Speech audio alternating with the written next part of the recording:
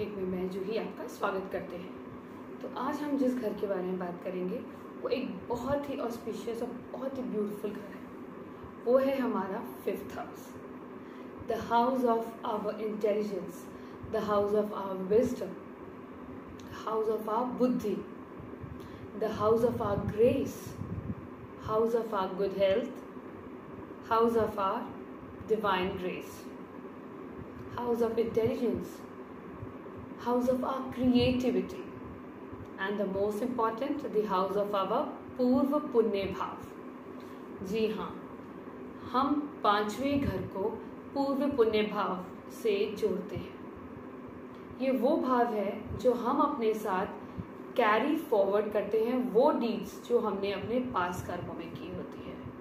जो planets 5th house में बैठते हैं उनका हमारे पास्ट कर्मों से बहुत गहरा लिंक होता है।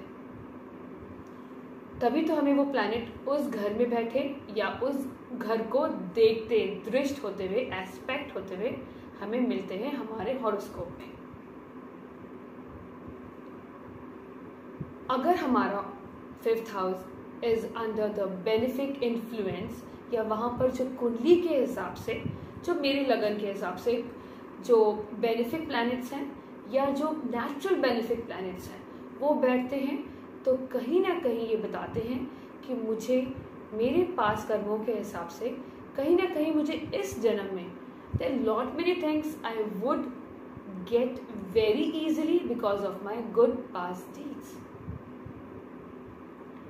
आपके ऊपर एक हमेशा एक डिवाइन ग्रेस रहती है। आपका एक ऑरा बहुत ही एक बहुत स्पिरिचुअल और बहुत ही आई वुड से एक ग्रेसफुल ऑरा होता है, क्योंकि 5th हाउस हमारी गुड हेल्थ भी दिखाता है। हमारे जो चेहरे का जो ग्लो होता है वो हमारा 5th हाउस होता है। तो हमने बात की थी 5th हाउस में क्रिएटिविटी की। यहाँ पर बैठे हुए जो प्लैनेट्स होते हैं हमें कहीं ना कहीं हमारी क्रिएटिव जो जूसेस है, जो क्रिएटिविटी है, उनको एक्टिवेट करते हैं। आपके अंदर कहीं ना कहीं क्रिएटिव टैलेंट आप लेके आते हैं। आप कोई भी चीज़ करेंगे, आप कहीं ना कहीं उसमें अपनी क्रिएटिविटी उस चीज़ को डाल के न्यू फॉर्म में, उसको कहते हैं ना product development. This is the house of product development, क्योंकि उसमें क्रिएटिविटी है। तभी तो इस हाउस को हाउस ऑफ चिल्ड्रन कहा गया है। Most probably, most importantly the house of your first child, क्योंकि चाइल्ड क्या है? It's actually the creativity. सबसे इम्पॉर्टेंट क्रिएटिविटी है एक बच्चा होना। सो आपका जो 5th हाउस है is the house of, we were talking about the आपका पूर्व पुण्य भाव, then the house of creativity. These are the most important aspect of attributes of 5th house. 5th house जब बहुत ही अच्छे प्रभाव में होता है तो आप कहीं ना कहीं आपके अंदर एक आर्टिस्टिक टैलेंट होता है। You are good in sports, you have artistic talent, you have creative mind. आप एक बहुत ही ओरिजिनल थॉट प्रोसेस होता है आपका। This is the house of fame. जब आपके पास अच्छे थॉट्स हैं, आपकी बुद्धि अच्छी है, you have an intelligence mind, because 5th house represents बुद्धि, intelligence, your intellect, then you get fame in your life. तो फेम का हाउस भी आपका 5th हाउस है। हो गया ना ये सबसे इम्पॉर्टेंट, इसीलिए ये सबसे इम्पॉर्टेंट है और ये मेरा मनपसंद, क्योंकि 5th हाउस आपको जिंदगी में खुशी देता है। This is the house of happiness. आपकी हैप्पीनेस, आपकी गुड हेल्थ, आपके इंटेलेक्ट, आपकी विजडम का घर होता है 5th हाउस। आपके पूर्व पुण्य भाव का आपका हाउस होता है 5th हाउस। अब हम बात करते हैं 5th हाउस और चीज़ें क्या रिप्रेजेंट करता है। 5th हाउस हमारी मौज मस्ती, हमारी एंटरटेनमेंट, हमारी एंटरटेनमेंट इंडस्ट्री, आपके थिएटर आर्टिस्ट, आप, क्योंकि उसमें भी क्रिएटिविटी है ना, लाइक दे आर आपको सपोज कोई रोल दिया गया है तो आप अपनी क्रिएटिविटी से उस रोल को कहीं से कहीं पहुंचा देते हैं। You are using your creative ideas, you are using your original creative techniques. तो कई बार हमें लगता है कि कई बार हम वो चीज़ें अपनी क्रिएटिविटी से हम वो चीज़ें करते हैं शायद जिनके बारे में हमने सीखा नहीं होता, या maybe we do it much better than those people who have actually taken diploma or degrees, or maybe you are those who are like more capable of you.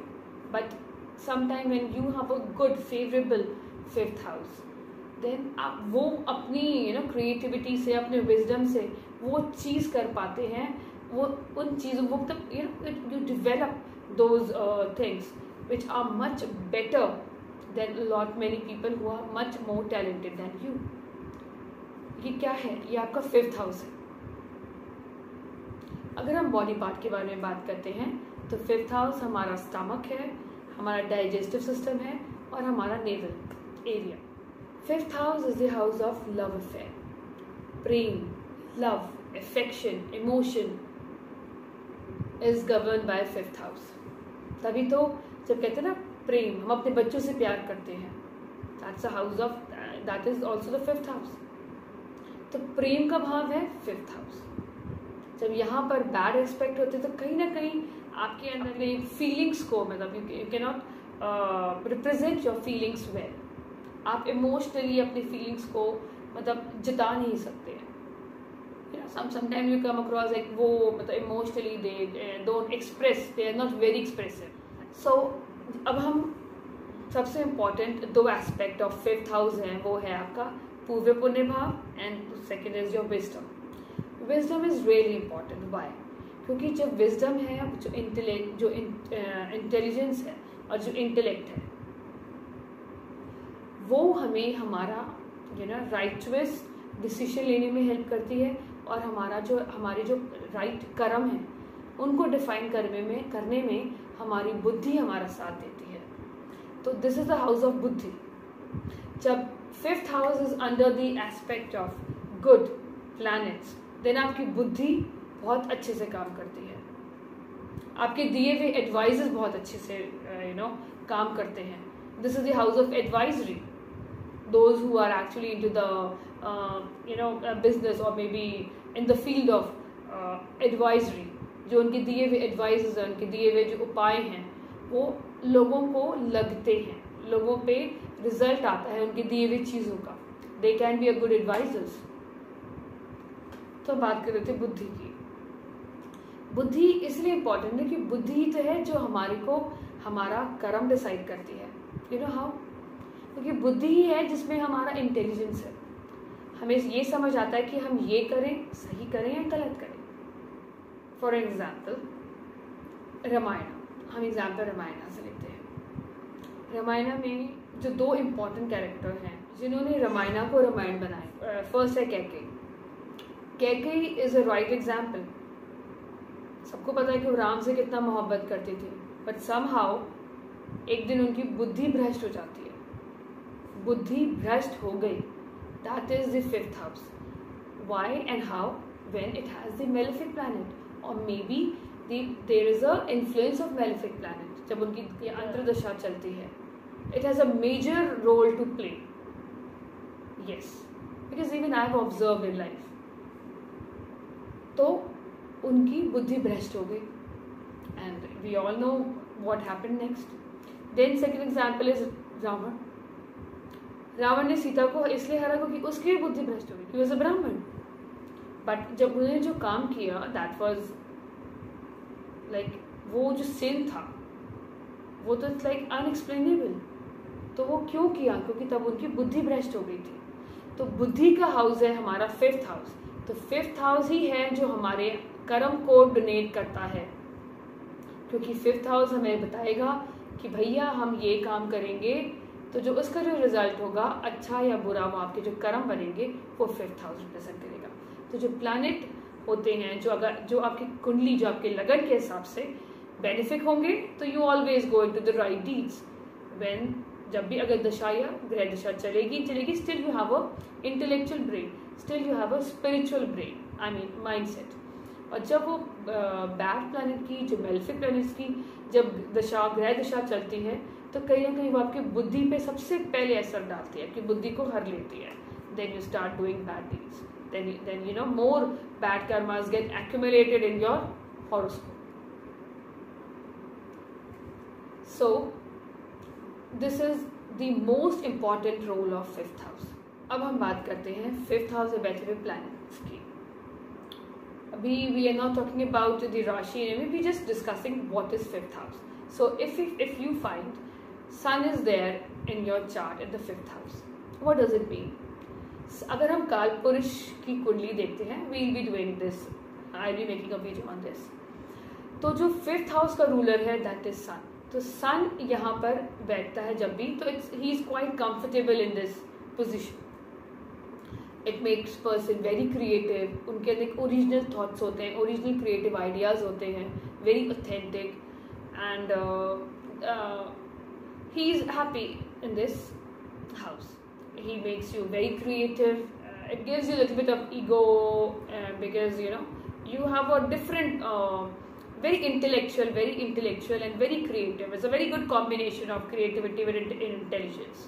It make a person highly intelligent because they actually think they actually whatever they do, they put a lot of creativity into this. Now if we talk about moon एक मन का कारक है और fifth house हमारे children को donate करता है. It donates the first child in your kundli. First child, जो प्रथम संतान होती है उसका घर होता है फिफ्थ. बात करते हैं फिफ्थ हाउस में बैठे हुए प्लैनेट्स की. अगर यहाँ पर सन बैठा होता है, सन क्या है?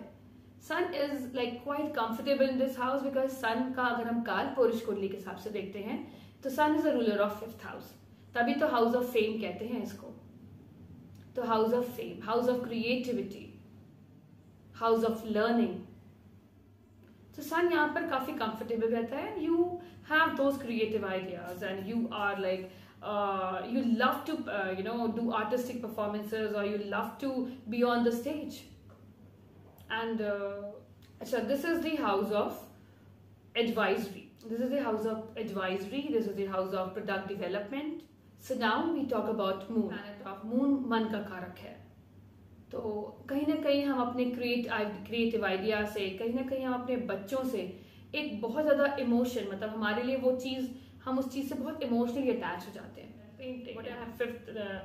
If I have moon in fifth house, it means I will actually get emotionally attached to my creative things, my creativity, and I will be very attached to my kids also. मैं अपने बच्चों से बहुत attach रहूँगी या रहूँगा. वो आप इमोशनली बाइंड हो गए इस चीज़ से. नाउ अगर हमारी कुंडली में मार्स हमारे फिफ्थ हाउस में है, मार्स क्या कहता है? Mars is a soldier. So you have athletic abilities and you will be really good in sports. Though और भी combination होते हैं. We would be looking for third house also. But if you have fifth house which is like working in favor of you, तो आप sports तो बहुत अच्छे हो सकते हैं. You have the competitive edge. You have a competitive abilities. You would really do good in because you have energy.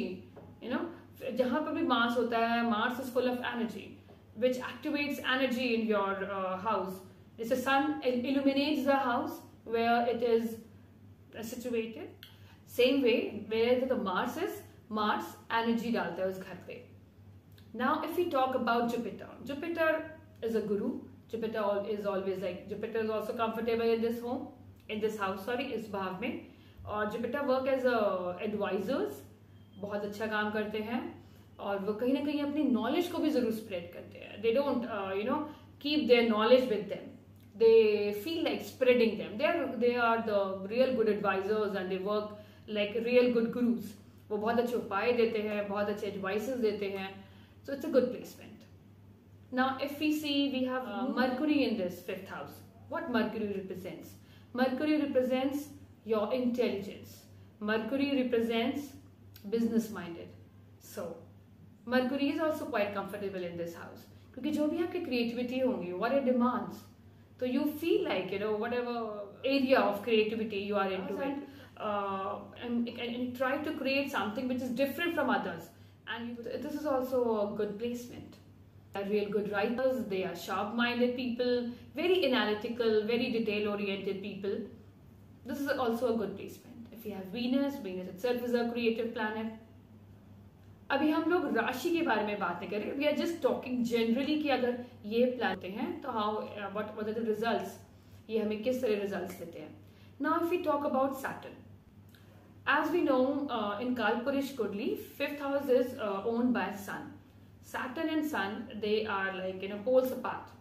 Sun is about the east, Saturn is the west. Sun represents east, rising thing. Saturn represent the night time, the darkness. So it's like अगर suppose आपका Aquarius लगन है, आपका if you have a Libra ascendant or maybe the Capricorn or the Taurus, Saturn really, it is a yoga karka, it is really a benefic planet. It is not that bad. However, what have been seen कि just because a fifth house is the house of your stomach, if we talk about the body part, fifth house हमारा stomach का part होता है, that is the navel area. What I've seen, what I've observed in it, कि अगर Saturn बैठा हो, it's a cold planet, तो कहीं ना कहीं आपको digestive issues जरूर होंगे लाइफ में. So you need to work on you need to keep a track, or maybe you need to notice what kind of diet you are taking. So you need to work on your diet plans. You need so that आपकी stomach में जो acidity वाले issues होते हैं वो ना हो. तो Saturn का ये है कि मतलब कहीं ना कहीं वो एक क्योंकि आपके digestive system के लिए what is important is the heat. That your sun is there. Sun का मतलब क्या है? Heat up. तो वो अगर अगर Saturn उसकी जगह आ गया तो it's like coldness. तो कहीं ना कहीं आपके वो स्टमक एरिया पे इफेक्ट करेगा. या अगर वो सैटर्न का एस्पेक्ट भी हो, फ्यूअली वो लगन and you have a Saturn महादशा, और अगर सैटर्न का एस्पेक्ट हो फिफ्थ हाउस में, कहीं ना कहीं वो आपकी बुद्धि, और राहु का भी अगर उसके साथ आ गया इफेक्ट, तो कहीं ना कहीं वो आपकी बुद्धि पे इफेक्ट करते हैं. सो राहु, यहाँ पर जब राहु बैठा होता है तो कहीं ना कहीं you always love to be in spotlight. Yes, you would love to be in limelight. So it's a good placement for a politician, for the writers, for the theatre artist. Now if we have Ketu यहाँ पर कहीं ना कहीं हमारे philosophical thoughts देता है. So I think आपको ये वीडियो पसंद आएगा. So this is my analysis of fifth house. Thank you so much.